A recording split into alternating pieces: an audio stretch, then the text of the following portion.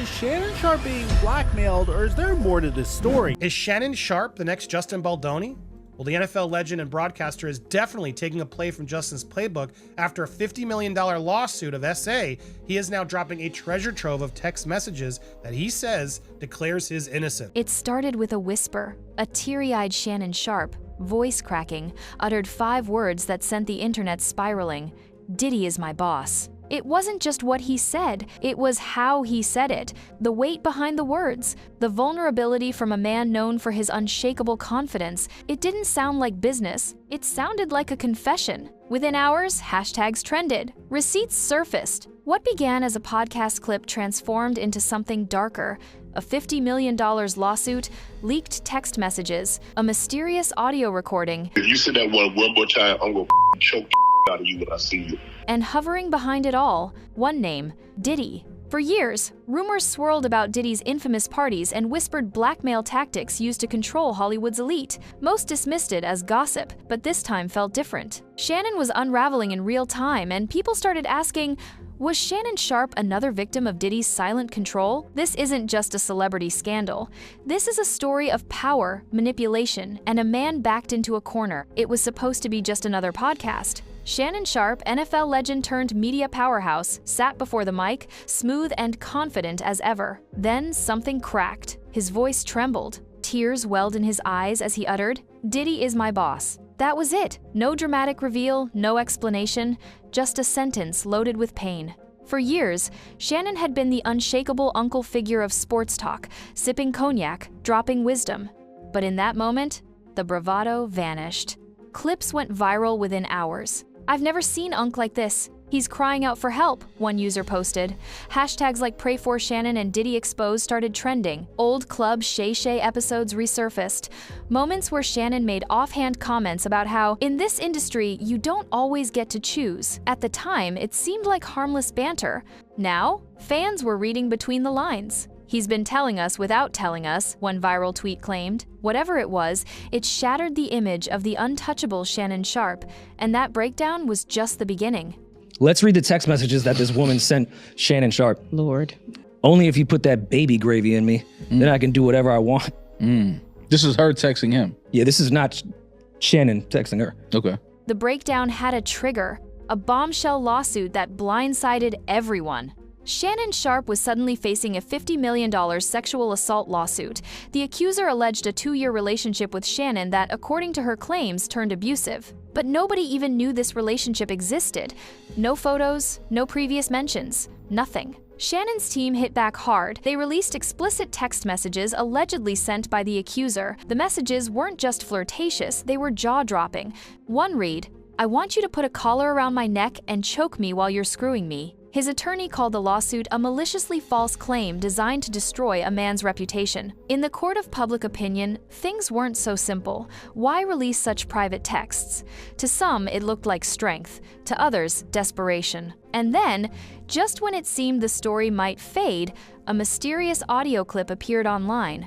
If the lawsuit cracked Shannon's image, the leaked audio shattered it. A 4-minute recording surfaced on a file-sharing site, no context. Just static, heavy breathing, and a male voice that sounded eerily like Shannon Sharpe saying, "Don't make this harder than it already is."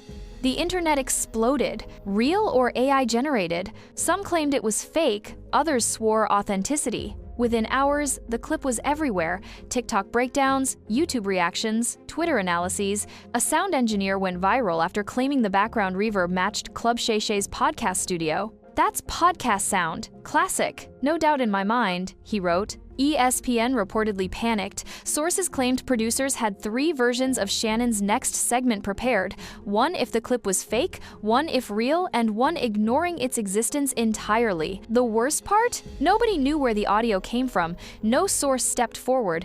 Was it a setup? Or worse, a warning? Right as people processed the voice in the recording, Shannon's words echoed, "Diddy is my boss." This wasn't just about a lawsuit anymore. It was about control. When Shannon whispered, "Diddy is my boss," the energy shifted. It didn't sound like admiration. It sounded like submission, like someone who'd seen too much. For years, Diddy's name has danced around controversy. Cassie's lawsuit, whispers from Usher, jokes from 50 Cent, allegations of private freak-off parties where celebrities were allegedly allegedly recorded and blackmailed. Most dismissed it as gossip, but this time felt different. A man like Shannon, known for speaking his mind, was suddenly quiet, too quiet. An anonymous source told a hip-hop blog that Diddy had dirt on Shannon, that Shannon had been invited to one of Diddy's infamous parties, that cameras were rolling. The source claimed Shannon wasn't just a guest, he was a target, that Diddy made sure the right people saw the right footage, enough to keep Shannon under control. Social media users pulled clips from old episodes, seeking coded messages. One viral post quoted Shannon saying, "In this business, they make you play the game before you even know you're in it." Suddenly, it wasn't just a throwaway line, it was a cry for help. Was this another name on the list of people who got too close to Diddy and paid the price? Once the audio leaked and Diddy entered the frame, Shannon's world began to collapse. Social media became a battleground. Half treated Shannon like a trapped hero, the other half roasted him, dissecting every pause, every stutter, as if watching the finale of a scandal documentary. Brands started pulling away. A luxury watch company dropped him from their campaign. His cognac brand paused promotions. ESPN reportedly held daily meetings about whether Shannon was still a viable face for the brand. Even his podcast, his independent empire, seemed in jeopardy. Sources claimed investors were searching contracts for exit clauses. That's modern cancel culture. You don't need to be convicted, you just need people to believe you're guilty. His silence wasn't helping. Every day without a response, speculation grew louder. Why wasn't he fighting back? Some said legal strategy, others thought fear. The loudest voices had another theory. Diddy wasn't letting him speak. Shannon, once known for saying anything on air, suddenly looked censored, nervous, small. He built an empire with his voice. Now that same voice might destroy everything. This wasn't just about Shannon, it was looking like a pattern, with Diddy at the center. For decades, whispers have followed Diddy like shadows. Rumors about private parties where celebrities were allegedly recorded. Mentions of NDAs, surveillance, initiation rituals, and favors that became leverage. Then came Cassie's explosive lawsuit, detailing abuse, trafficking, and psychological torment. Suddenly, the jokes weren't funny. Vague quotes from Usher and others, "Those parties weren't what I expected," hit differently. Now, with Shannon's name in the same storm, it felt like déjà vu. Another high-profile black entertainer with a clean image suddenly dragged through mud with Diddy nearby. Fans compiled timelines showing a pattern. Whenever someone distanced themselves from Diddy, something happened. A leak, a lawsuit, a scandal. Even Diddy's assistants weren't spared. KK, his longtime right-hand woman, was named in multiple lawsuits. Then she vanished, social media wiped, LinkedIn gone. When found by Rolling Stone, her only statement was that she and her family were suffering under false accusations. If all this is fake, people asked, why do so many around Diddy go silent, disappear, or break down like Shannon? Nobody escapes Diddy unless Diddy lets them. And Shannon seemed to be learning that the hard way. While Shannon's breakdown played out, another storm formed around Diddy's inner circle. Christina Coram, KK, Diddy's former right-hand woman, knew everything. Then suddenly she vanished. Instagram deleted, LinkedIn scrubbed, name removed from corporate documents. KK was named in 3 separate lawsuits, including one from a former producer, an assistant, and a woman in San Francisco. They claimed KK facilitated transportation, silenced victims, and managed Diddy's operations. Rolling Stone eventually found her.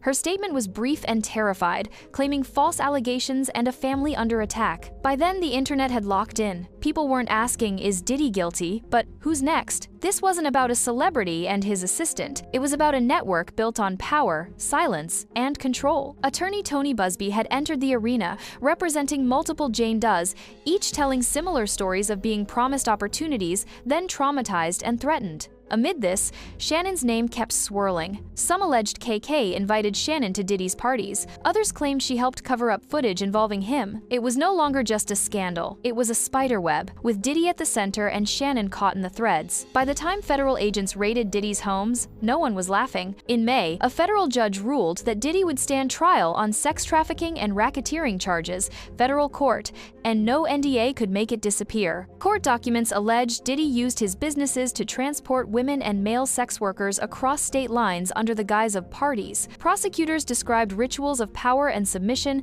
many allegedly recorded without consent.